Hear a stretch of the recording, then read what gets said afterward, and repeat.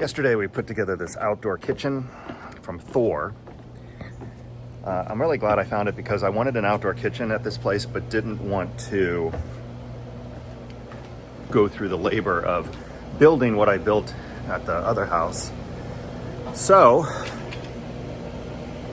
let's take a look at it. I'll shut the pump off, but there it is. Let me flip the camera around and shut the pump off, and I will show you all the things I like about it and some stuff that I don't like about it. Evidently the pool heater was on. Must have inadvertently turned that on. Okay, let's check it out. So this is the kit from BBQ Guys. Has the grill, cabinet, the fridge surround. Didn't buy their fridge, I'll show you why. Sink and cabinet, pizza oven. The grill is sort of connected. I'll show you that. These two cabinets are connected together very well. And the pizza oven, you can only connect it in the front, or actually you could connect it, but because we would have to wheel it probably out there to use it, I'm not gonna connect it. So let's start with the grill and we'll just work our way down. First, the grill is fine. It's pretty decent quality. I haven't wired it yet.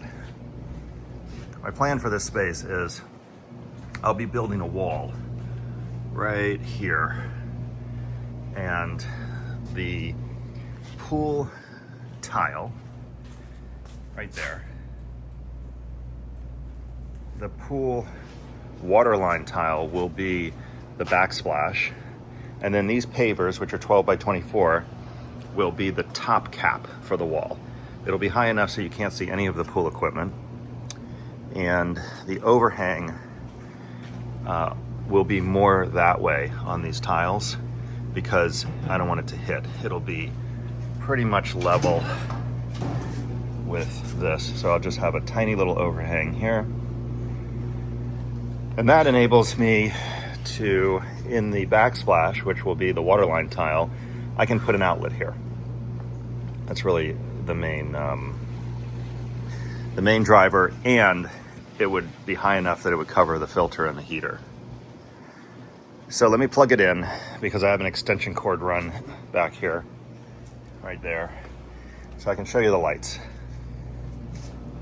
All right, it's plugged in. Eventually this will have an outlet in the wall, so I won't have to run an extension cord. But the switches for the lights, these light up, and that's great. These are halogen, lots of light. The thing that I think is dumb is you have a 12-volt system, you have electricity, and yet they chose to put a battery here. This takes a AA battery, and this is what controls the igniter. So there is wires up under there that might be able to be just wired into the lights, the 12-volt system, but that is controlled by the battery, not the very large 12-volt transformer right there, right back there,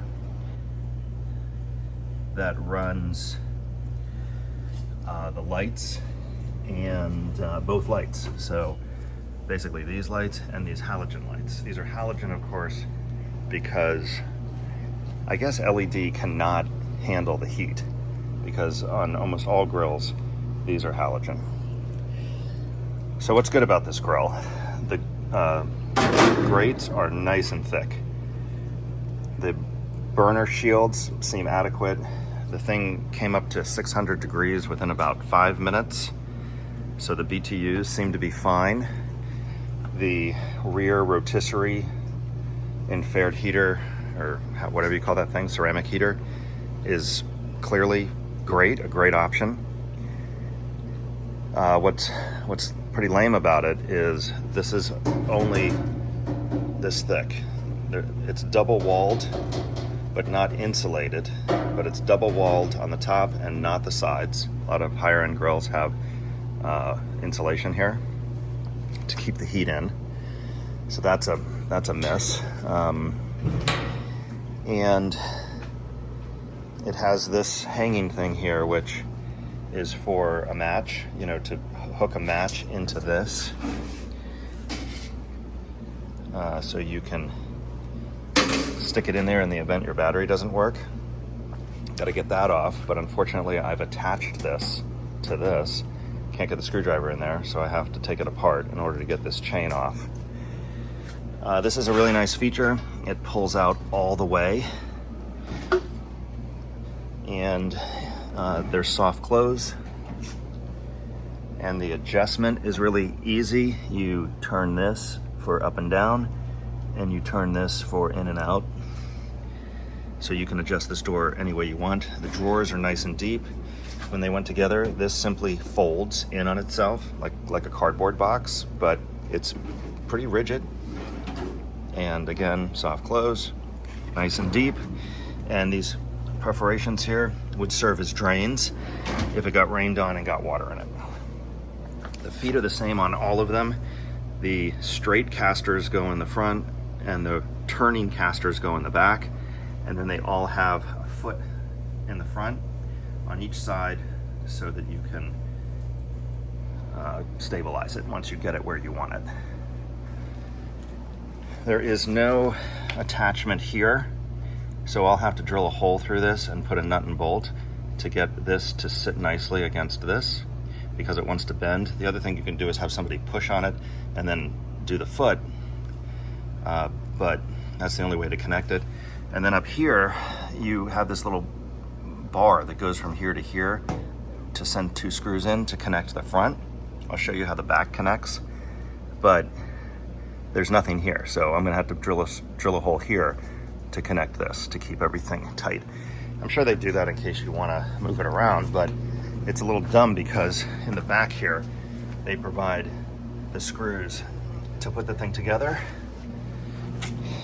And right here, this is what this looks like to screw the lip of the counter together.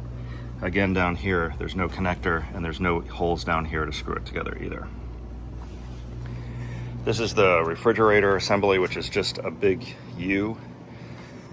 It's plenty deep enough, and the refrigerator that they offer, number one, it's not a 32-degree refrigerator. It starts at like 34, I think, which makes a big difference in my opinion.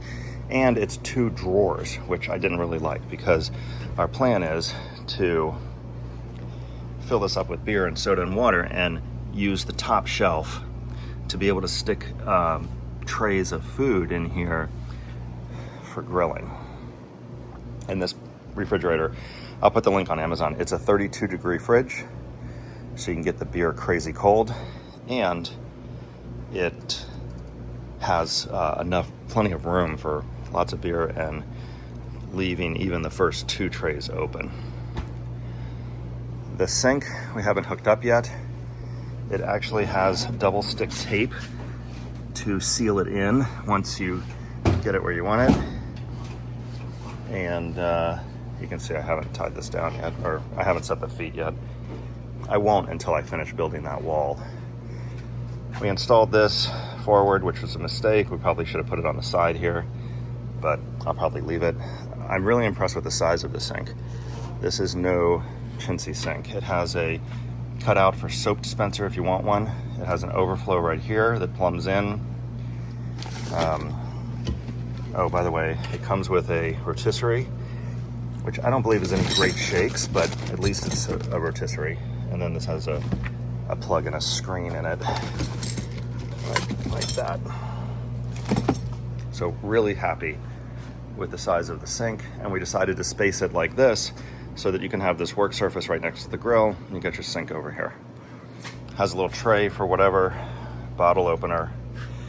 In this case, it would be nice if you could reverse this, but you can't. Only reason is because it's closer to the fridge the way we did it. It has plenty of storage space under here, and it has two drains or two openings to bring out the drain and in the plumbing. And then this is what it looks like underneath. It comes with hot and cold. You could rig it for just cold, I guess, by getting a Y valve, or we will eventually plumb it for hot and cold. Or you could switch out the faucet. It is a standard cutout for just a cold. The pizza oven by far was the most tedious to put together. I would recommend putting that together first. This lifts out like this. It's got lots of space in there. And this is where the ash, you would push the ash. It's got tools like this brush. And if you needed to scoot your coal around, you could do that with this. Of course, it has a pizza flip spatula thing. Has a railing here. This can mount on either side. In fact, originally I put it on this side, but it's because we decided to put it in here, I switched it. The pizza cutter and the thing is really, really cheap. Like, this is garbage, actually. So I would throw that away. This is the damper to control your heat or smoke. And to be honest, if I could access this, I would vent this right over to the side probably, so that we could actually do pizza here. But because I likely will not be able to find that, I'll just wheel this out and put it right over there, as I mentioned, when we make pizza. It's got a big tray in the front here, and down here it's got a ton of room for whatever you want. Wood, literally whatever you want to put under here. We will likely not put wood under here because it'll just collect ants and things will grow in it. It has these rubber stoppers, and again, these are soft close, and these were actually very easy to put together. The whole thing took just a few hours. It was very, very easy to put together. Let me show you the back. I think I already did, but I'll show it to you again. This is what the side looks like. And back here, it's open for the grill and then finished. So you could potentially have this just freestanding, and you wouldn't need to back this back up against a wall, because it is all, you know, it has panels on it. Again, right here and right here, you could attach the pizza oven if you wanted to. I have no idea what these two screws are for. Don't know. And the installation of the grill, the cart was a bit tedious. So I would say from an installation perspective, the grill cart, because of the drawers and the pull out for the propane tank and the pizza oven, were just the most tedious. But aside from absolutely having to follow the directions, it was really straightforward. So I would totally buy this again. I got it on sale. The whole thing was, I think, $4,000. They credited me $200 because of a shipping delay and a Sam's Club match.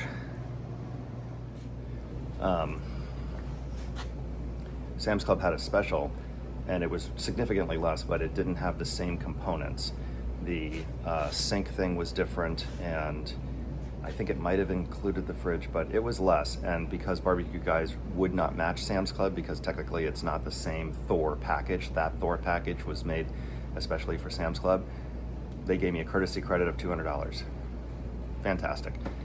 So overall, very happy with the price, very happy with the quality of the stainless. It's all 304. It is pretty flimsy until you put it together.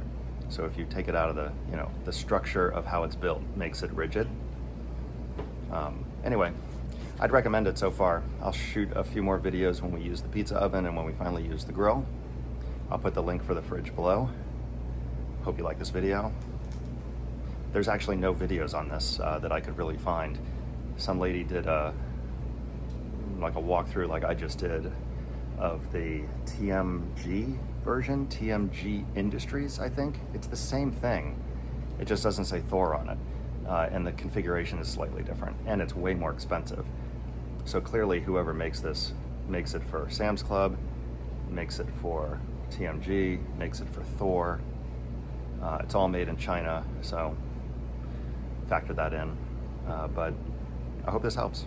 Thanks for watching. See you next time.